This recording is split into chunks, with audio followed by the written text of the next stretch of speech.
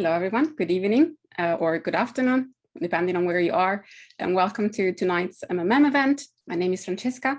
I'm happy to welcome you. And before we start, I'd like to mention that, as usual, we are offering Russian translation tonight. On the slide that will come up in a second, you can see how to access it, should you need it. And I would like to thank in advance our wonderful translator, who tonight is Mikhail Fedosov. I hope I pronounced it correctly, who will do a wonderful job and is really kind to lend us his time and efforts. And now, in order to officially open the evening, I'd like to invite Patrizia to offer the opening prayer. Okay, please join me in prayer. Thank you very much, Heavenly Parents. Today we are here together at MMM, this program that was launched to strive together and build a wonderful community of blessed couple.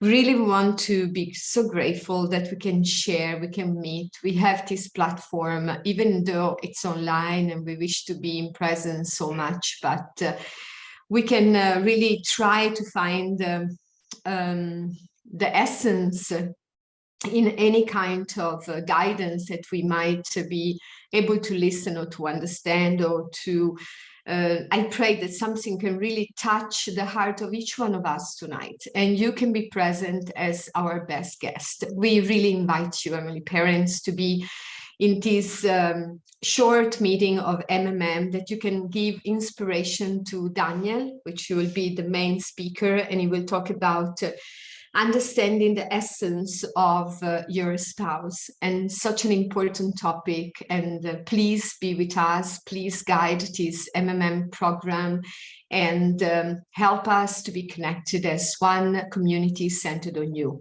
I pray all these things together with my brothers and sisters joining in heart in my name, Patrizia and Francesca, and in the name of all of us here, Aju. Andrew, thank you, Patrizia, for always opening our meetings in the best way. And yeah, you basically already gave a wonderful introduction. Before I get to introduce our wonderful speaker of the day, I'd like to once again go through a couple of announcements and introduce a little bit the program for those of you who might be joining us for the first time tonight and are finding out about this program. So before I do that, a small announcement, a reminder to please rename yourself or make sure that your Zoom name says your correct name and surname with which you have registered to MMM, and if possible in the Latin alphabet. This will be easier for our host and Victor, who is making the discussion groups later, to then, first of all, know who is behind each account and also put you in the correct discussion group. And I will tell you more about that in a second. And on the slide, you can see how to rename yourself. You have two options, either from your computer or if you're accessing from your phone, if you're listening from your phone. Thank you very much for the slide. So what is MMM? MMM stands for Make the Most of Marriage. As Patrizia said, is a program that started now a couple of years ago. We are at our third year and started by a small team of people from an idea of Patrizia and the efforts of Orlande and Jana Johnson.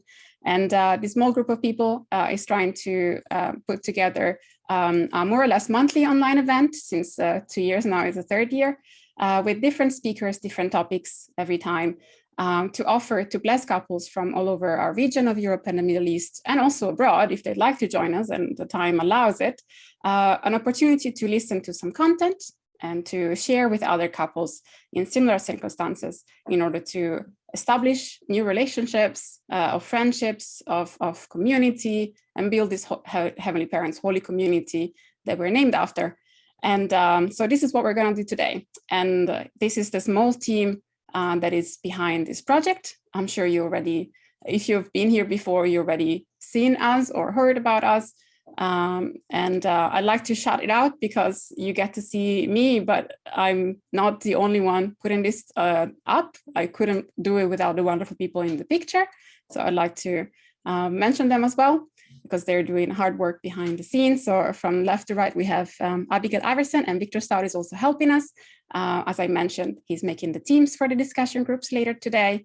We have my husband, Andy, who is our host today. We have our wonderful speaker of the day, who is also the main MC, usually for us, Daniel, and Patrizia, who offered the opening prayer before, and our BFD director for Europe and Middle East, Orlande, who kind of lets us do what we want, but also supervises us. And it's wonderful to have her as well in the team. So tonight, after this short introduction, I will give the word to our speaker of the day. We will hear a main talk for the first part of the evening. Then we have a chance to ask questions to our speakers. So if you have any questions throughout the talk, please do not forget to send them in, even if the talk is not done, so we can collect them and have a smooth Q&A session. After that, we're going to take a short break and then go into discussion groups of 3 to 4 couples. These are usually put together with other couples in similar circumstances. That might be based on your year of blessing or whether you have children, how old they are, and so on, so that you can have hopefully a good common base to have a good discussion on. We have prepared some questions for you to discuss during this discussion group, and then we come together and close the evening together. And now, without further ado, I'd like to introduce Daniel. I'm sure if you're not new to MMM, you've already seen him. He usually is in this spot, introducing other people, but today we have the great opportunity to hear more from him and learn more from him. You can see a wonderful picture of his family on the screen. And I'll tell you a little bit more about Daniel. So Daniel Lindström is a father, he's an entrepreneur and a philanthropist who has a passion for helping people live happier and healthier lives.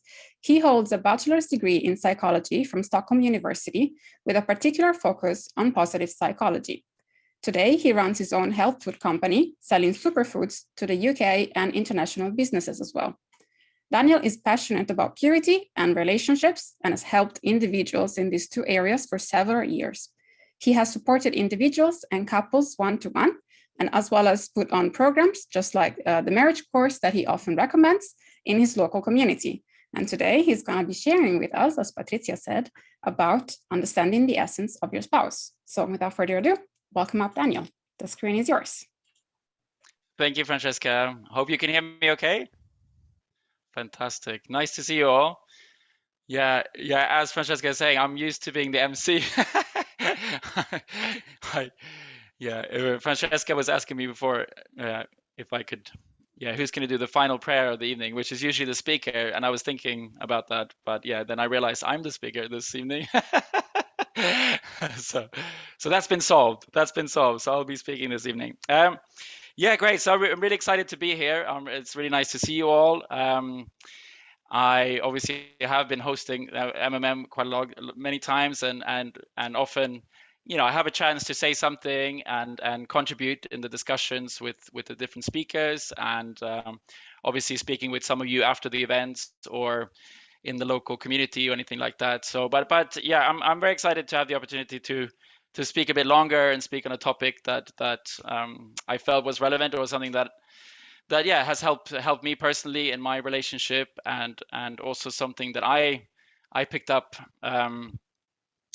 from actually this whole talk goes back to me going to university, actually studying psychology, and I learned about what I'm about to speak about this evening at university at first. So so let me put up my slide. Let me see, share this. Can you all see that? Yep.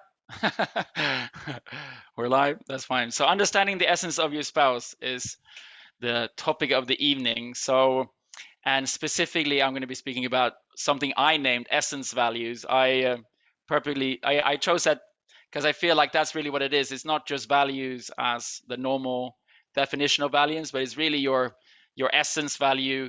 I mean, I think core values have been used a little bit too much in our movement historically, so I chose to choose another name to call this essence value. And I really like this, understanding the essence and the core of your partner. So that's really what it points to. And so like I said, I picked this up when I was at university, and I studied a lot of different things when I was in university about understanding the human mind, and we got to try lots of different exercises and different tools of how to understand ourselves better, how to understand other people better. Of course, you learn a whole bunch of theory as well. But you know, a lot of these exercises that we got to do, a lot of them were, yeah, some of them are really kind of revolutionary, and this was one of those exercises that I did already back in university.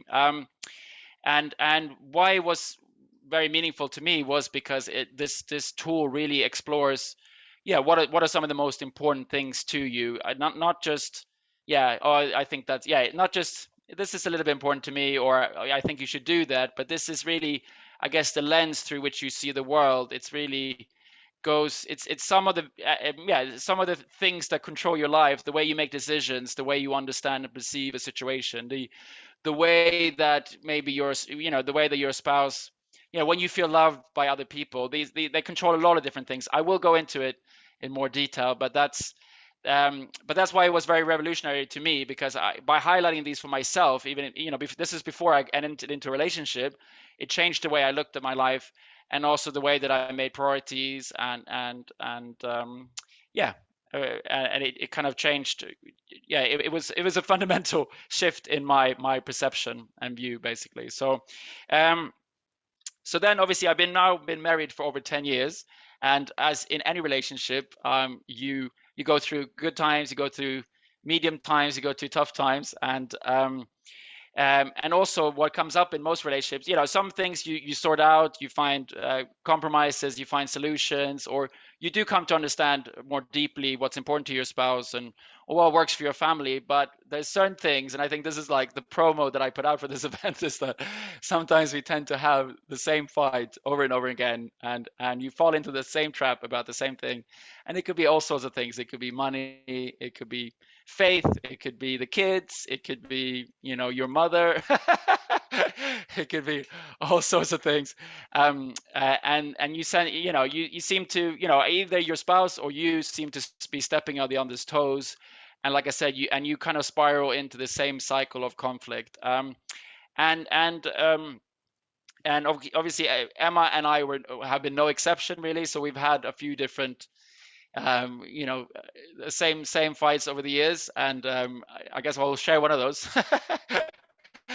here to make it more relevant to everybody. But so yeah, so one of those things. So I'll share about that. Um, is the fact that, okay, so for Emma, is she grew up in a household where keeping a cleanly and tidy environment is very, very important. She was raised that way by her family, and also, so it's always been very important to her, and I known that from the start of our relationship. I grew up in a different household where, yeah, keeping a tidy household wasn't maybe number one priority, or yeah, actually probably not number two either, probably quite low down on the list. And other things was important, like, you know, creating a good atmosphere, or making it fun for people, or being a good host, or other things like that. So these are just our family differences, but these are some of kind of the paradigms that we came into our relationship. So often, well, first of all, I wasn't very skilled at taking care of a household, so that caused problems. But I think for me, I struggled to see that it was yeah, that it took precedence over the other things, like, yeah, like I said, keeping a good atmosphere, or I don't know, yeah, it's not so important. It wasn't really important to me, and I know that it was fairly important, and we had tried so many times to come up with solution. I've improved greatly. I know how to take care of a house now. But I didn't when we first started out. Um, so things have improved, but I think we still ended up in that same fight over and over again. And it's usually about the fact that, yeah, maybe that things were not as orderly or as cleanly, or, you know, I haven't done things properly, or, yeah, of course, we have 3 kids as well, so things can get very unorderly when you have kids, and obviously that would cause Emma a lot of stress. And for me, it didn't cause me any stress if the house was, I mean, I could leave the house in a mess and come back to a mess easily, because that's how I was raised. So that was kind of, yeah, that's how it's been, and that's how it was. And like I said, we had made strides in this direction. So what changed then was the fact that I don't know where I got the idea from, but maybe I came back to this exercise or something, but then I thought maybe it'd be really interesting, because I didn't know what Emma's these essence values were for Emma, even though I had done them early on, like before a relationship. But I sort of came back to this exercise, and then I proposed to Emma that we do it together, and we actually did it for a date night. And I can also recommend this for anybody who, yeah, when if you do this exercise, I hope you will, that you could do it as a date night or an evening at home, or even we did it actually at a restaurant, and we had a great evening going through this exercise together. So going through that exercise, it was incredibly eye-opening for me. And actually, just to give you some context, I did prepare just so you can see in more detail. So this is let me see here. So these are mine. These are my 5 essence values. So you can, and I've ordered them like this instead of a bullet point list, because this is how I feel it, like it is to me. It's more like this. So you can see that the happiness, excitement is at the core of who I am. This is where I feel the most happy. This is really important to me, to be in a state of flow and happiness, and also to make people around me feel happy and love. And that ties into connection. I love connecting to people.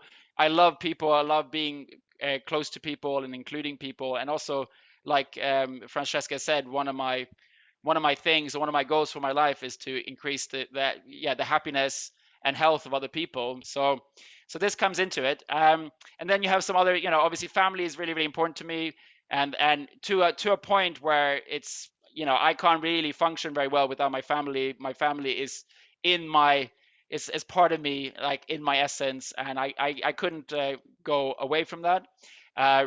So that became one of my top 5.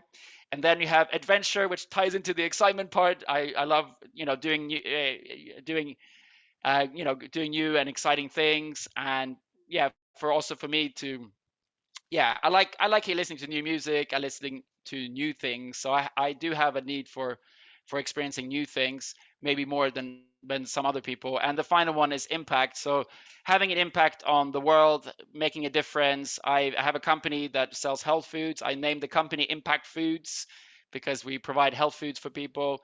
So yeah, so that's just really briefly my ones. And then we can see, so obviously it's very exciting for me to talk about my values because they're very core to me. So these are, and these are Emma's ones. So there are some overlaps. So for Emma, family, love, security is at the very top of her list. And that ties, yeah. So, and like I said, we do have a common value, that essence value, that we both really love our family. And and Emma loves a sense of security and steadiness and these kind of things. Also, peace and harmony is really, really important to her. She gets very stressed when it ties into the neat and organized environment, the number 3. So having a peaceful, organized, nice environment, a zen environment, is very, very important to Emma. Sincerity and integrity are also some of her top ones. And also doing the right thing. So for me, so in the context of the story I was telling, number 3, and yeah, number 3 especially, obviously, I mean, yeah, so again, I knew that it was really important to her, but I didn't know that this is one of her top. So I don't know if everybody saw that list that I sent out, but out of that list of 100 different things, or 100 different, Emma's organized her list, and she's put neat and organized environment as her number 3, the top 3 of her most important things. That's the thing, just like I explained to you guys just now, how these 5 things were so important to me. She's explained to me how this is so core to who she is as a person. It's not yeah, it's not just, oh, I was raised that way, but for Emma it's even more so, extremely important to her, and she sees the world through the lens of these essence values. And for me, that was a direct sort of paradigm shift, that I was like, okay, crap, this is not just important to her, this is actually core to who she is as a person. And that changed it for me, because before, maybe for me, it was more, it was more of a, compromising, maybe a bit more, I was going to say tit for tat, sort of like, if I do that, you do that, or I would argue about something, or going into the thing, like I said, if maybe one of my essence values had been compromised in the situation, obviously I would be upset about that. But for me to understand that this is one of Emma's top 3 most important thing for her, yeah, just change it, just put this at the top of my priority list when it came to our family, but also in terms of the home, and understanding that me helping and contributing and making sure that we have a neat and organized environment, made Emma feel loved, it made her feel at peace, it made her feel happy, you know, it like I said, yeah. So it just kind of, yeah. Once I knew that, it made like I don't have to think about it. Like it just comes naturally, because you know, if somebody's told you that something is so important to them that it's, you know, top three, then it just changes your paradigm. And for somebody that you love, you don't want to step on their toes. So once you really understand their essence and something that's really core to them, then it really, yeah, it just changes your, yeah, it changes your paradigm as well, because okay, wow, this is so important to them. So I really, and then you also know, okay, and I have to add that. So I know when I know when I can see that Emma's been upset with me now, or I do something, it's because I wanted. Most often I've violated one, two, or maybe three of these at once.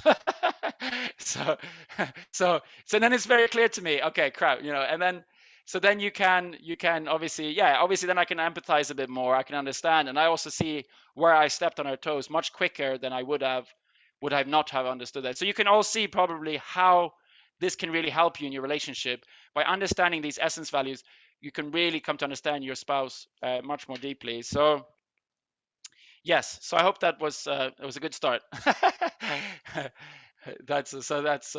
So I'll just go into a little bit more just to break it down as well. Just, you know, a little bit of theory, just 5 minutes of theory. I don't want to bore you with some theory, but just so you can understand a little bit how we get to these essence values. So the essence values are built up on three different aspects. You have character, I would say natural character. It's almost the character you have, like your biological, the nature, not the nurture character. So the one that, you know, it's your soul. It's I guess it's who you are. Yeah, it is connected to the essence. It's like who you always been.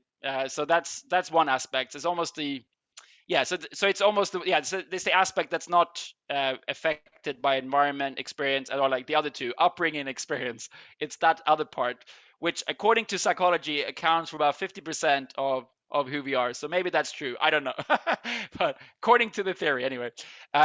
But in terms of the essence values, I've split this in three. So the other one, which I think is very, very core, is experiences. So obviously you go out in the world, you have experiences, and often when these essence values get solidified is through experience. So either you have an experience which is very, very positive, where this essence values was filled up. So somebody, or you experience something and it's like, yes, that's what I love. I love that. That's exactly how I want it to be. Or that experience was so, you know, it filled my cup to the brim, and yes, that's what I want, or that's also who I am.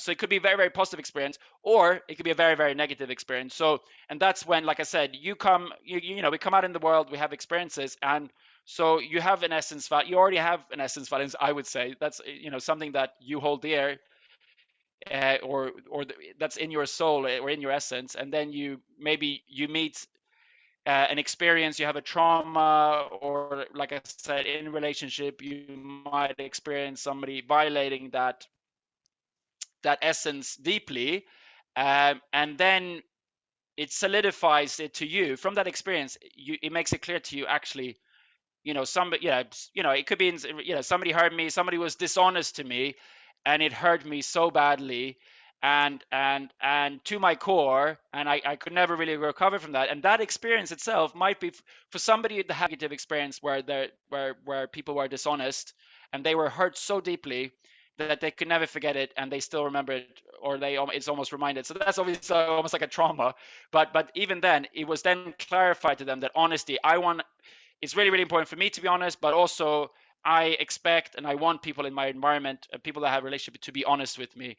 So that could be an example of that. So we'll go into that a little bit further. And then the final thing, upbringing. So I spoke a little bit about that already. So obviously we're raised by our parents, or we're raised in our, in our families, in our clans and communities. And obviously the way that we were raised, our parents obviously have one of the deepest influences on us. So experiences with our parents specifically, or like, things that our parents repeated to us over and over again, obviously could come into it. And also, I mean, in the case of Emma, for example, obviously her upbringing reinforced her essence value. So it was, I would say it's always been important to her, but the fact that she was raised in a family that that valued a neat and organized environment, obviously helped to solidify that for her, and even made it even more important, or made it even more. She was able to express that essence even in her family, and she has 2 sisters, and it's not as important to them at all. So that's really interesting, right? Okay. So the final thing on this. I just made some bullet points here as well on what essence values are basically, or how they shape the way that we see the world. So obviously so the essence values, they shape the way we look at ourselves, others, and the world at large. They control the way in which we make decisions. So I went through some of these points again, so I'll skim through these very quickly. They control the way we feel and how we react to different experiences and situations in our life. So when we meet a situation, then obviously, like I said, in the example of me and Emma as well, those essence values will come to the forefront when we go into a situation, and again with the decisions as well.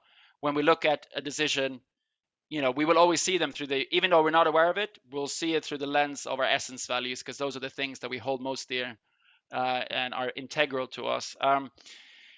So they are integral to our well-being and feeling of flow and alignment in our life. So obviously, when most of these are being fulfilled either by ourselves or other people in our environment, obviously, then we feel better about our life, and we feel good. We feel like we're in in a good flow, and our bucket is full when these values are being upheld. And also we feel love and understanding from other people. So that's also coming back to relationships. So when our people around us uphold them, that's how we can also feel loved and understood by other people. And so it's really the key aspect of who we are as a person. So that's a quick summary. Everybody, I guess we'll have this slide later on, so it's good that we had those down as well if people want to look at that afterwards. Great. So what I would like to do now is actually just to run through the exercise. I don't know how many people had a chance to look through the list of values here. You can see it on the screen now, right? Yeah. So this is the one that I prepared, and obviously, I mean, you could bring it, if you're in front of the computer, or if you printed it, or I mean, you won't have time to do all of it now anyway if you haven't started. But obviously, if you have it in front of you, or if you just want to get familiar with the exercise. So my number one goal for this evening is that everybody gets a real, you get to understand the exercise, get a chance to understand it, and then do it, obviously. So I definitely want to walk you guys through this, and shortly I will bring on you'll also see how it could work, or like how you would work, because I'll go through that in a bit, but I will be bringing on Gabrielle and Amelia from Germany to do a quick demo for you all as well about the last part of it, which is basically where you go through an explorative conversation about your top values to really explore why these are your essence values, or if they are your essence values. Sometimes you'll be surprised that actually something you felt was important, or you wrote down as important, actually you don't have any. It doesn't have those 3 components of character, upbringing, experience, and it's sort of, well, it's important to me, but actually I found that actually this is just maybe from my upbringing. This was important to my parents. It's not actually part of my essence. It's just that I was raised that way, and my parents, I learned to value that because of my parents, but it's not an essence value to you. So that's a good example of how it might not be. So I'll just run through these different steps, so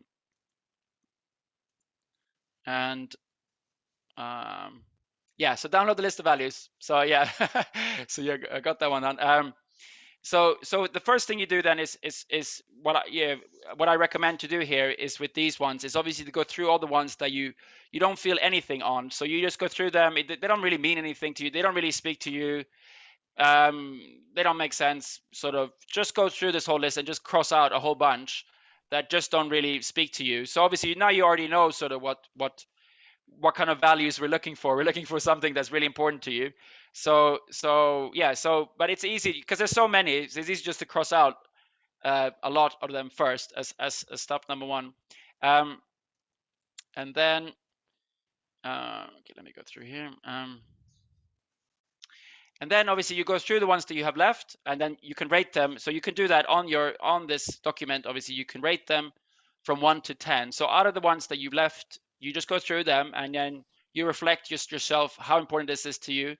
And again, you guys already have better basis now to do this exercise because I've gone through my testimony as well as the theory a little bit behind it. So you can already reflect about upbringing, about experience, about who you are as a person, what's important to you already. So you can already start thinking about that when you grade it from 1 to 10, which is what you can do in this exercise. So then when you've done, after you've done that, then you can start ordering them from highest to lowest score. So you just order them from, so you start with the 10s and then you go down, and it doesn't matter. Yeah. So obviously if you have, let's say you have 6 10s, you just put them in, and it doesn't have to put them in any particular order at this point. You just put them all the 10s, 9s, 8s, or whatever like that. Sorry. Yeah, so then step 4, which is basically the extra step. So like I said, again, you guys, I feel like you guys have a lot more basis to do this. Even on your own, it would be valuable. But what I found over the years doing this exercise with other people, even when I did the exercise again, I don't know, a couple of years ago, somebody else did it with me. And when you express yourself to somebody else, I mean, it's not a coincidence that people need counselors or coaches or like other people to sort themselves out. It's really hard to sometimes explore your inner world without another person. So I recommend that the step 4 you do with somebody else. So obviously, as it is MMM and it's make the most of marriage, the ideal person to do is your spouse. But if your spouse is elsewhere, or if you're, if there's some people that are here that your spouse has gone to the spirit world, or I don't know, for some reason you can't do this exercise with somebody else, with your spouse, then I would still recommend that you find a good friend or another family member, brother, sister, whoever, and do it with them. It's an absolutely amazing exercise to do with any type of people. You can do it in any type of group. Also, organizations benefit from doing an exercise like this, because you can imagine if you can understand the essence values of your colleagues at work, you can operate much better. You can understand how not to upset your colleagues. And also you can find better ways of communicating with people at your work. So this exercise is actually used by a lot of coaches around the world, also to help organizations to thrive and work better. So that's my secret. That's my secret mission here is I would love if any of you guys are involved in any organizations, or please use this tool anywhere you are, because understanding this about any people you work with is absolutely incredible, and it will change. Like I said, once you understand the essence values of other people, you can just operate better, you can make them happier, all these kind of things, which are really, really helpful to you. So I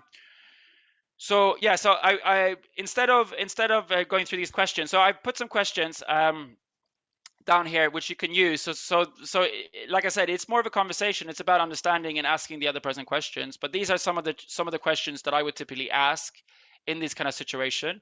So you can also use these. You can use these questions in those conversations with your spouse or with your the other person you're doing it with. But instead of doing that, instead of going through them now, I will bring Gabriel and Amelia on, and then we'll go through. So they've done this exercise. We already did a couple. We did one. I did this with them already. So we started the exercise already. So I will.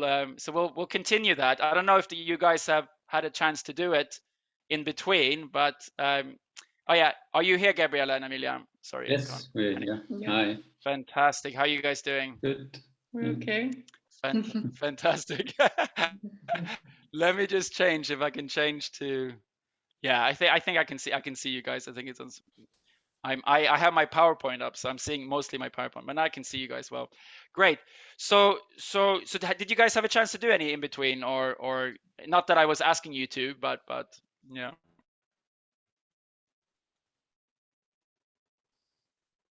We didn't get a chance. A very busy life, and they have a lot of kids. It's hard to get time to do. But anyway, like I said, I didn't ask them to do anymore, so I didn't expect it either. So I don't know if we can. Yeah, I mean, I guess I can start with you, Gabriel, maybe, and then if you would just want to, if you want to choose another one of your top 10s that we spoke about another one last time. Yeah. So you can choose another one this time. Yeah. Well, maybe I can tell my top 10s, it's like family, honesty, integrity, helpfulness, logic, significance, vision, accomplishment, some other ones. So yeah, for me, when I first went through the list, it was a bit tough. So I had to find my own way to sort them out and find the way. So for everybody who is doing this and is challenged by the list, just search for your own way. Oh, I like that tip. And just to note that Gabriel did some incredible post-it note thing. I think he not on paper, but using some kind of software. But it was very good. Yeah. Go on, Gabriel. And I don't know. Yeah, maybe. Yeah, logic would be an interesting one. Okay, let's explore logic. So what does it mean? Why did you put that as number one, or like as a 10? I mean, sorry. It's on the top 10, not number one, but yes, I'm quite a logical person. Yeah, and I'm also like in my work, I'm a systems engineer. It's all about logic and connecting things logically and working systematically. So I think that's something really important to me. And I also often notice when something is unlogical, if someone acts in a not logical way, it confuses me. Yeah? Also, sometimes with Amelia, and then I always ask her, why did you do that? Yeah? And I'm like, it's so logical for me. I hurt her sometimes this way because it's like my logic, maybe not her logic, but it's my logic. Yeah. So I guess I'm really, it's really part of me in everyday life. Yeah. How was it growing up? Were you quite logical as a child? I guess so. Yeah. Like my favorite subjects were math and physics and everything. So all these subjects I really enjoyed when it makes sense, where things connected, where you could put things together, and and also analyzing things and how things work together. I often also took apart all the gadgets that we had at home, I don't know, radios or Walkmans back then, whatever, and try to find out the logic behind it. And oh wow, yeah, wow, so that's incredible. My passion. That's awesome. And was there any sort of like particularly, I mean that's already an experience in itself, the fact that you did that. Was there any other like experiences you had where logic was upheld as a child, or did you have any childhood memories of I guess meeting not logical situations or illogical things? I guess from the childhood, I don't remember much.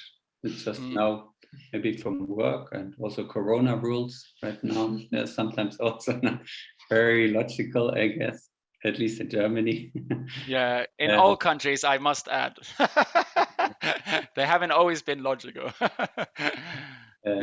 Yeah, especially at my work, I guess, at the moment, because some people make decisions and they are really doesn't make any sense because they're just pushed by some political issues or some pressure. And I don't know about my childhood. I don't really remember. What about your parents? Were your parents quite logical and systematic, or were they more chaotic? Did they uphold this value for you, or did they violate it?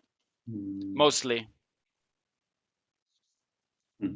I never thought of my parents being logical. Mom is very structured too. I guess I get it a bit from her, maybe more than my dad, because she also, when she prepares like lectures or something, she has like a good structure and it builds upon each other points. So I guess maybe it comes from my mom's side, that logical. But I don't really see my parents being logical. How does it affect you on a day? Like, so obviously when I guess when there's irregularities or people are maybe responding more emotionally or reactive, I guess that's where it comes in, right? Is that the main thing, or is it also for example, if some, I guess maybe with my example with Emma, like if things are unorganized or people are there's not a clear agenda, or do you get stressed? Is that also come into the logic aspect, or not? I guess I don't need a clear agenda. It's just, for me, it's more like natural, because I'm naturally logical, I guess. Yeah, I expect it from other people sometimes, especially the ones that are close to me, like this lady here. And then that's sometimes a problem, because then I have to really think like not everybody else thinks like me in this logical ways, and that's also logical. Yeah. Yeah, that's true. That's true. Great. So I think oh yeah, sorry, were you finished, Gabriel? Did you want to add something? Yeah, I just wanted to say, I think that's how it impacts my daily life the most. Like it's like preparing things for a trip or going somewhere, and then like being out at a certain time, like why are the others not ready yet? I mean, it's logical that we have to leave 10 minutes before, because otherwise we are too late. So logical, why is nobody else getting it? So. Exactly. No, it makes perfect sense. It makes perfect sense. I think I have I have a logical part of myself. I can relate to some of the things you said. Yeah, so based on what you said, I would say obviously I'll just tell you what some of the things I heard, and I'll and then obviously, like I said, there's no and just to say, there's no like right or wrong here for anybody doing this exercise. It's really you're the one. I mean, Gabriel here is now exploring this logic and how important it is to him, and how it fits in with his childhood, with his experiences, with his experience now with Amelia and his. So you can see that we sort of explored the logic here of this. And how it fit in. So like I said, so obviously the goal here is to come up with your core 5, your top 5 ones. So obviously by going through your Gabriel, how many do you have top 10? It's like 10 of them, or I have like 7 10. that are 7. Yeah, okay, so he has 7 to go through. So once Gabriel gone through all 7 and he's explored them in this way, then the goal is really to try to organize them to say which one is number 1, which one is number 2, and which number 3. And again, there's no right answer. And you could see what I did with mine. I felt like this happy night exciting was even, I couldn't really decide which order, like 1, 2, 3, 4, 5. I put one in the center and I put the other ones as satellites around.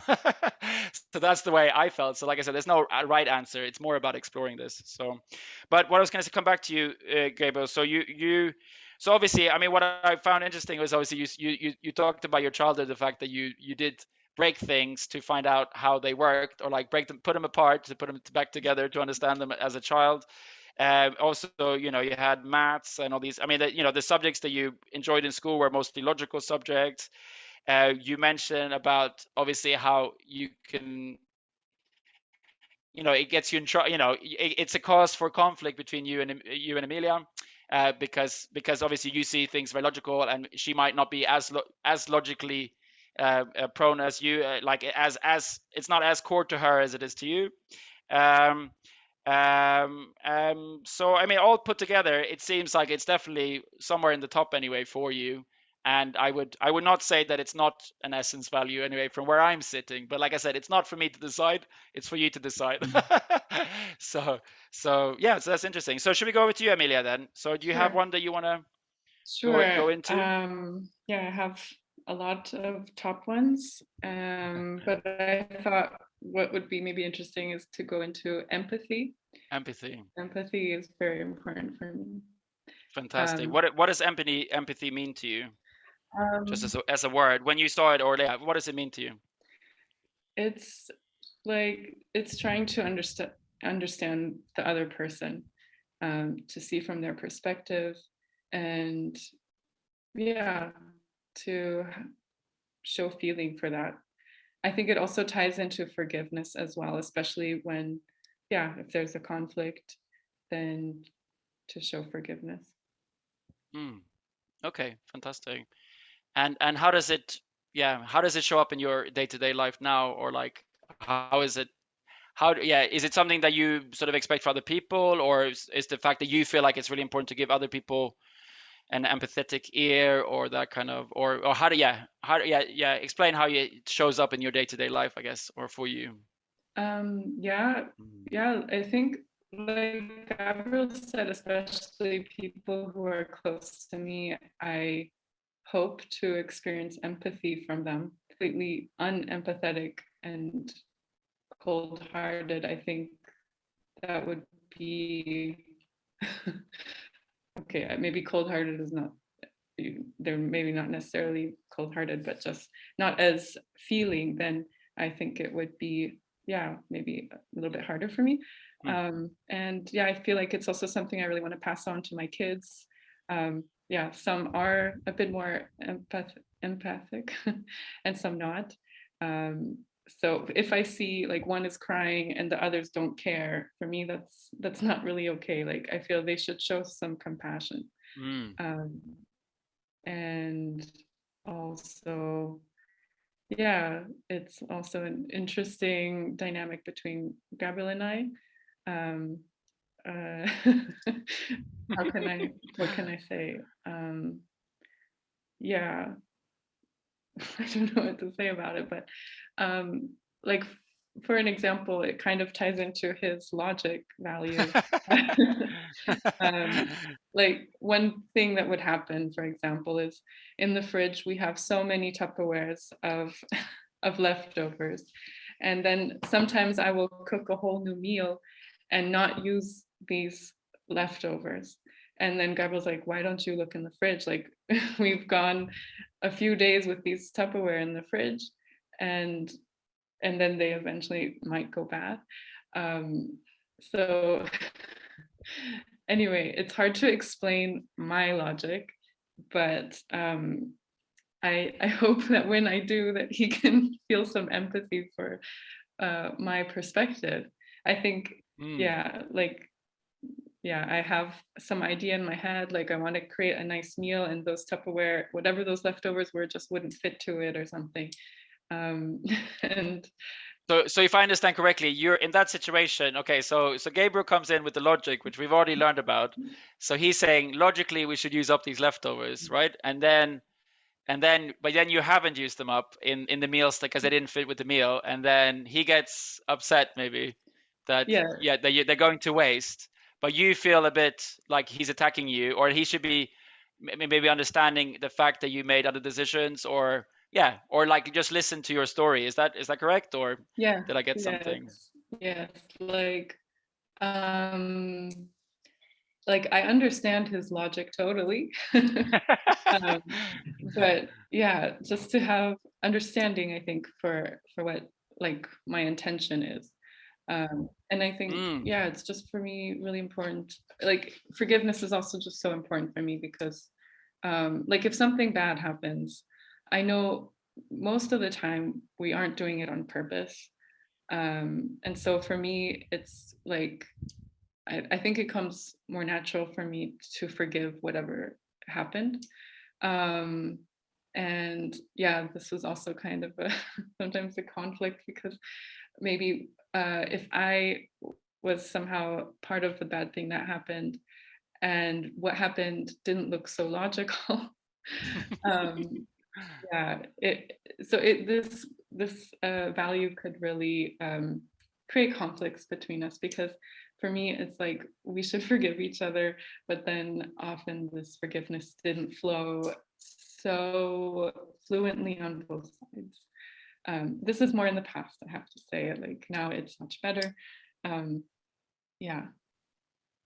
Fantastic. So what I would take from that, what you said, is the fact that it's actually it's empathy to your intention. That's what I heard. I don't know, that you, in that situation, you want him to be empathetic, or like empathetic to the fact that you didn't mean to, or the fact that there was no there was nothing ill there. But if obviously it's, or like you feel attacked maybe, if unless that's the case. Would you say that's correct? Yeah, that's true. Yeah, if I feel like there's not really empathy or understanding or forgiveness, then I kind of feel helpless. Like I really didn't want that to happen, and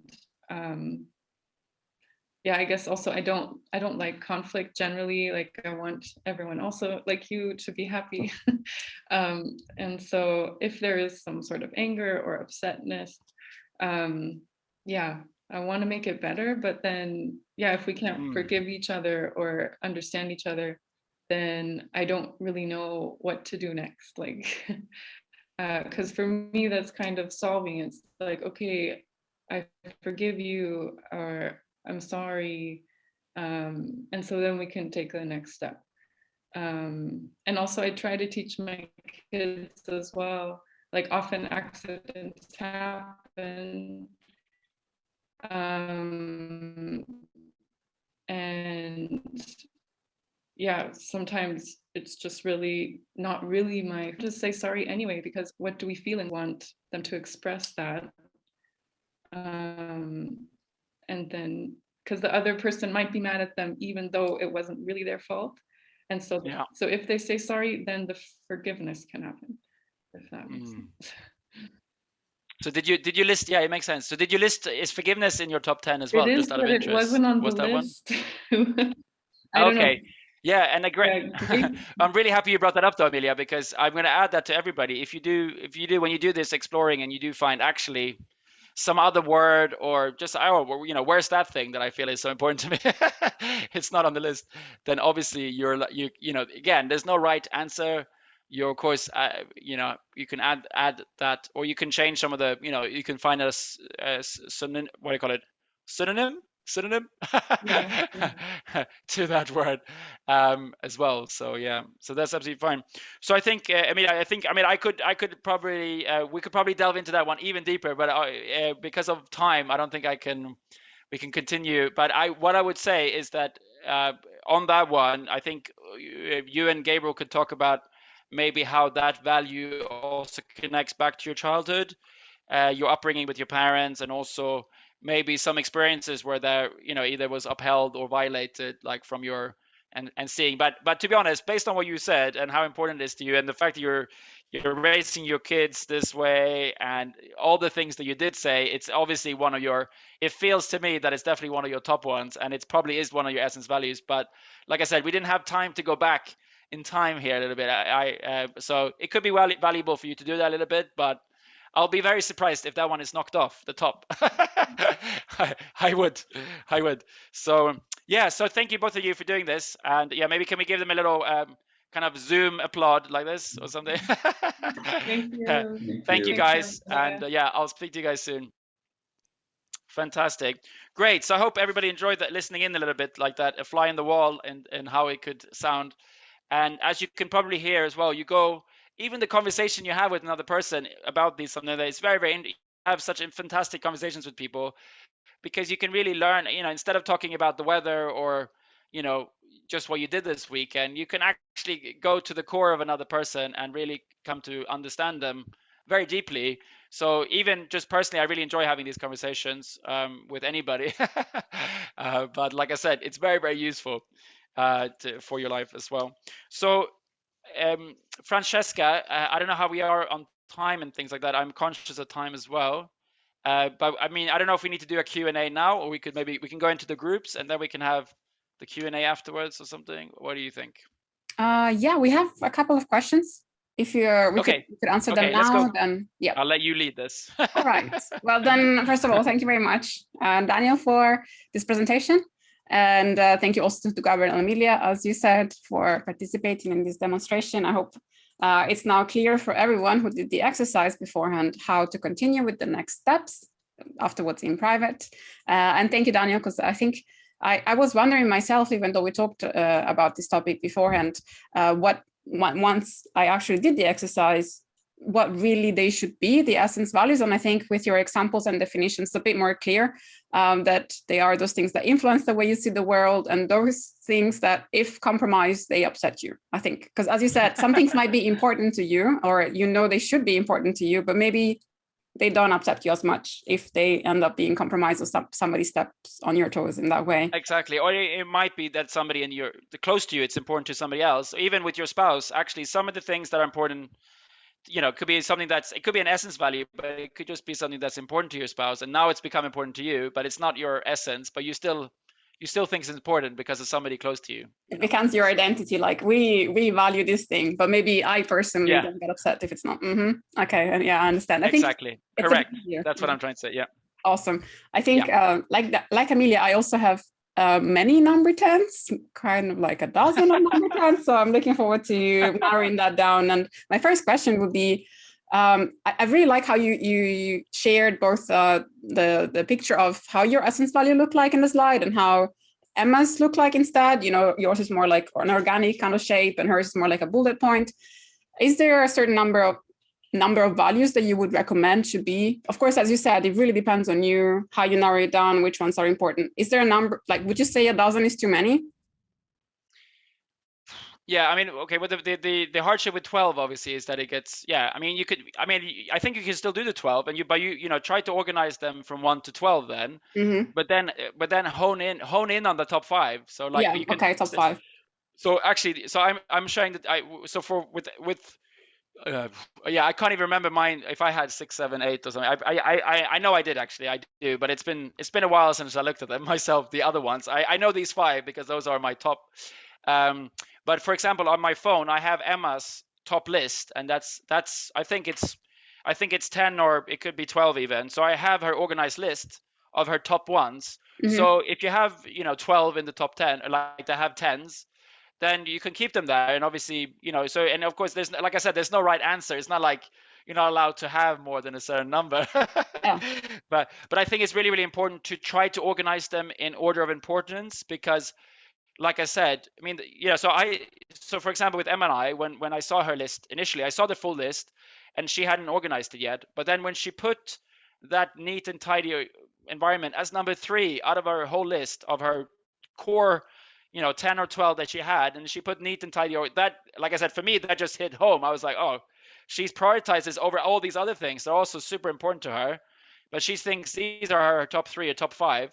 So even for yourself, it could be really good to just do the and again, also for people like your spouse, it could be really great for them if you can try to get this organized in some kind of priority for you. And like I said, you can see what I did. So I put 1 in number 1 and I put 4 as number 2. So that's, like I said, it's not a right answer, but I think going through the process of exploring these values is probably the number 1 thing. But then it could be really good for you as well, and it could be really helpful just to refer to as well, that list. Absolutely. Awesome. Next question. So what if, due to trauma, both spouses cannot understand their partner's essence or grow to meet the other in the middle? Would you say a third party is needed or recommended, or would you still recommend this exercise? You mean if there's some kind of, if the relationship is quite bad, you mean, or like you will feel uncomfortable having a conversation like this with your spouse? Is that what you mean? Or? I'm not really sure. It wasn't my question, but I guess what it means is due to trauma, the spouses might see one spouse might see the other spouse's core values, but they might not really fully understand how important they are, and might still not prioritize them or focus on them, maybe. Exactly. That's it. Yeah, in some ways that's a great question, because obviously if you can do this exercise together with your spouse, then it could be incredibly, I mean, like, especially if you like I said, if you are stepping on each other's toes all the time, you have the same conflict over and over again. You can't really understand why this, why is this so important to you all the time? Like, why do you keep doing this? Like, you don't understand. I think we all have this frustration sometimes. We don't understand our spouse. Why do they keep doing this? So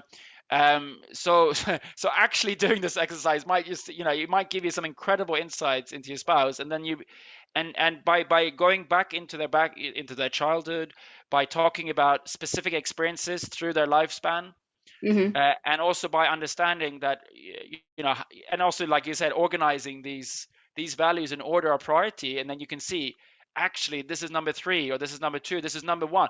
This is the most important. This is the essence value that chose as number 1. And crap, I just realized that I am violating this on a daily basis. Wouldn't it have been incredible for a relationship if you found out, and then not that you found out what it is, but you understand where it's coming from. You understand how that value came to solidify, because that's what happens. You come out as a baby, you have no experiences, your parents haven't had the chance to raise you yet. And then obviously you're grown up in a certain environment, maybe in a certain country, and all these things, shape you. But we just, we have a soul, right? We have God gave us an essence. You already have your true, your core. You are already there. There's certain parts of your character that was already there before, when you were born, that were not developed, and they've always been there. And through our experiences in life, and through our upbringing and all these things, they get solidified. We this is the process of getting to know who you are, which we all go through. And like I said, but for some people, they're more aware of that. Other people are less aware of that.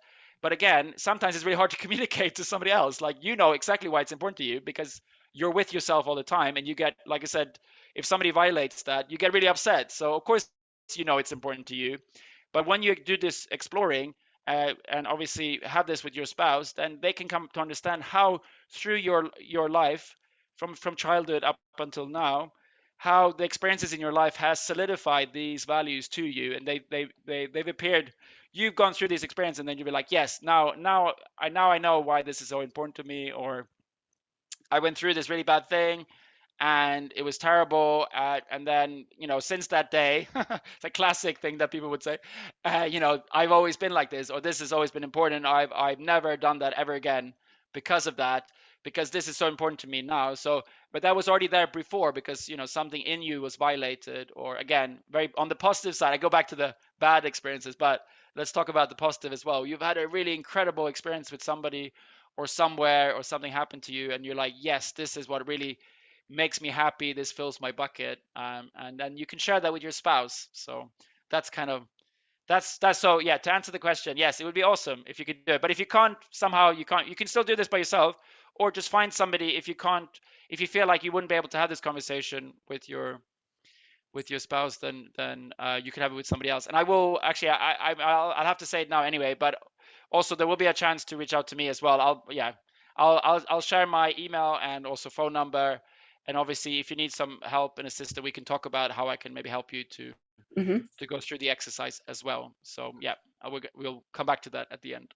Absolutely. So one of the ways could be to do this exercise with someone else first, to hone in on the main, to understand fully where those essence values come from. And maybe that's easier to explain to your spouse. Another way could be to have Daniel mediate, or to have a counselor maybe to help go through your spouse in a way. Like, yes, you can have some mediator as well. You can have somebody else do it together with you as a three as well. Why not?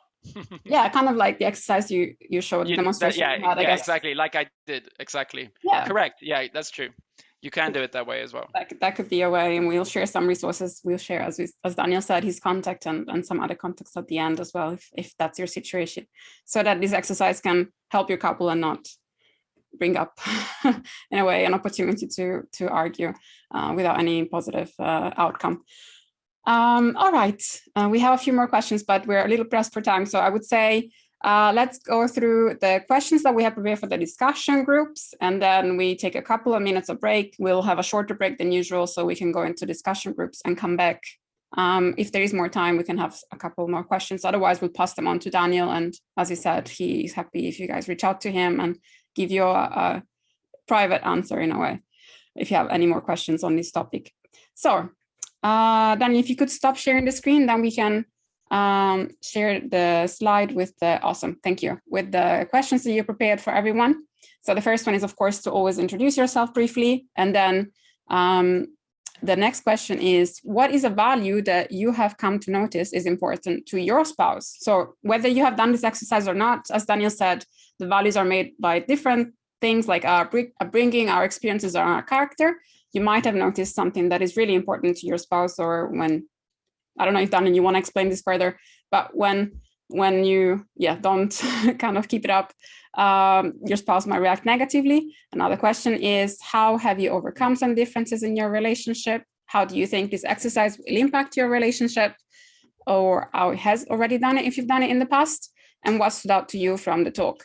So I hope you can take a couple of minutes to reflect, and let's come back here in 2 minutes and then go into discussion groups. Thank you very much. See you soon.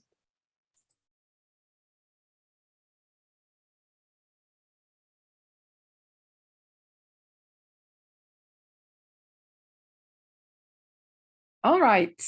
Welcome back, everyone.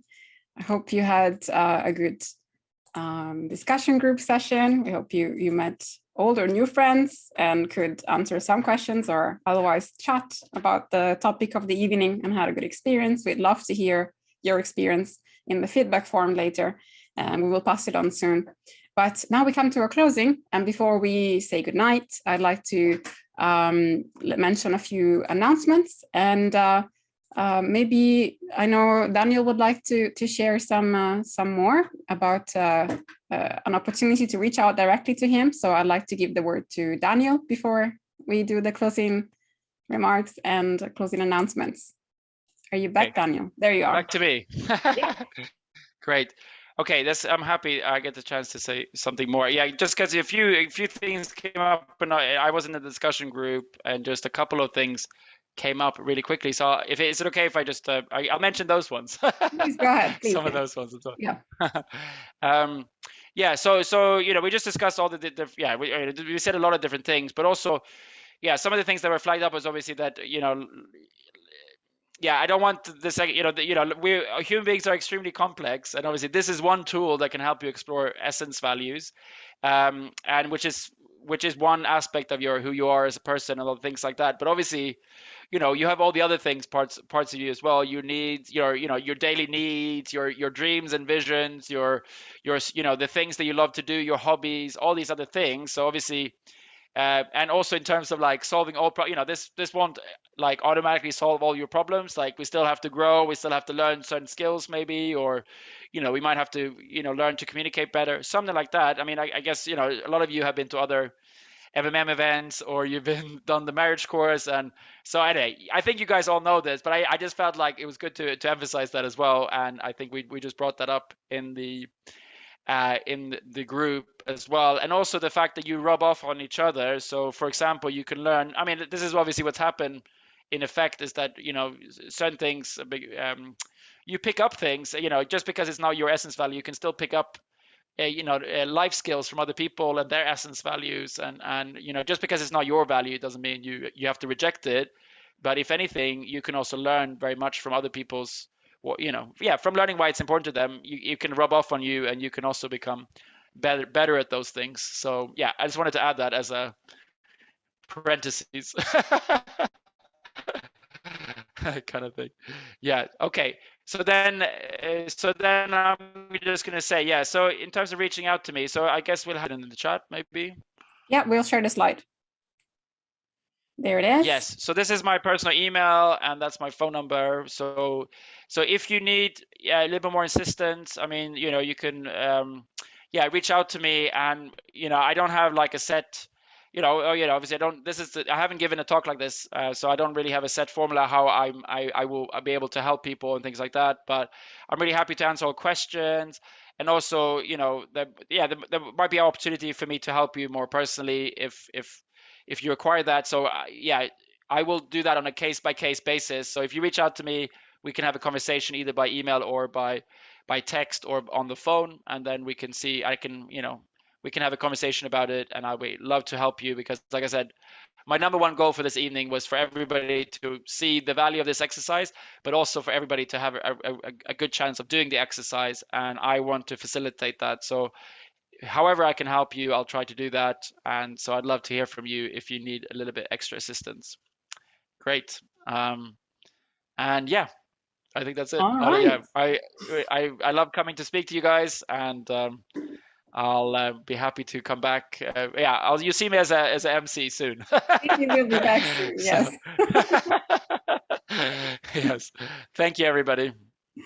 Wonderful. Then thank you very much, Daniel, on behalf of the team, but also on behalf of the people listening, because I listened as well, and it was the first time listening to the full talk. And thank you very much for making the effort to prepare so well, and to demonstrate, and to be open to receive our calls or emails if we need any help, any more explanation, or anyone to go through the exercise with.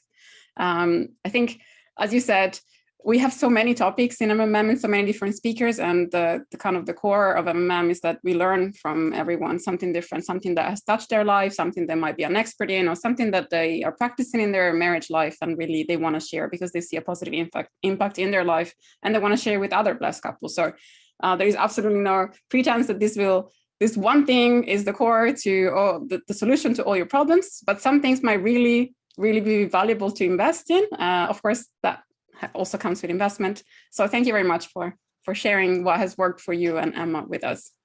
No problem. Thank you so much. And yes, you will see Daniel soon, not just because it's core stuff, but also because it's going to MC the next event. And I'd like to give a little sneak peek. So for those who are here, hopefully you want to come back next month. It's our April event, but it will be at the beginning of May. We have 2 events in May because of conflicts in the scheduling. And as you can see, we have special guests from abroad. Andrew and Uyangalov will be sharing about the topic of postpartum depression, and in particular, how their experience on how they together could overcome postpartum depression. And a very interesting topic, both for young couples who have young kids or are preparing to have kids, as well as for maybe older couples who are preparing to be grandparents or are grandparents, to maybe solve something, go through something, manage to talk about this topic together again, and maybe be a good support for the young couples in their life that might be maybe experiencing something similar. That unfortunately is very, very common. So we hope you save the date. You will see more of this in our emails. You will find, as Daniel said, his slides, and we will send out the exercise once again. And I hope you will also take 2 minutes to fill out our feedback form to let us know how you enjoyed the event, if there is anything you would like to suggest or any other feedback on how we can improve these events for you guys. And we would like to, last but not least, thank you all for coming. Please do reach out if you need any support from the BFD staff or from the MMM staff. You will find also an option to do that in the feedback form. We're really grateful for your support.